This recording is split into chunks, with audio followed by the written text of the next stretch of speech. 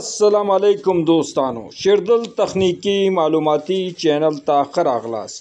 الله تعالی دې وکړي د صحت او عافیت جامه په تن. زموږ د نن ورځې ټاپک او موضوع دا څنګه کولی شو د خپل جانریټر او کړه دوستانو د ډیجیټل ملټیمیټر په واسطه باندې چیک کړو چې آیا دا کړه خراب کراس او شارټ خو د افغان منځ کې خو شارټ شوی نه ده.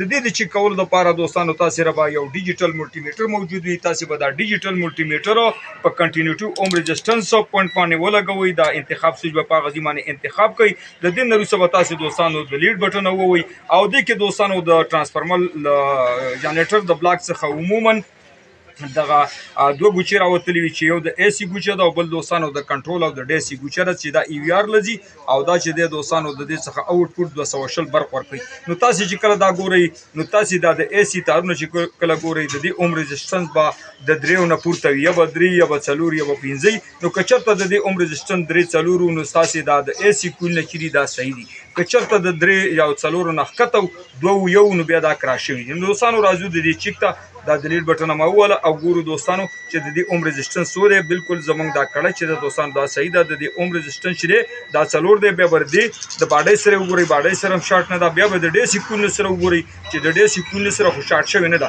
نو ګورئ دوستانو دلته د ډي سي کویل سره شارټ نه دي او دا چې دا د کنټرول ویرونه دي دوستانو چې د دې څخه وتلي دي او الته ورغلي. دا د دې د کنټرول ویرونه دي چې وی ار ته تللي او دا د ډي سي کویل دي دوستانو دا کار نه کوي. د دې نه وروسته بیا تاسو د ډي سي کویل وګورئ.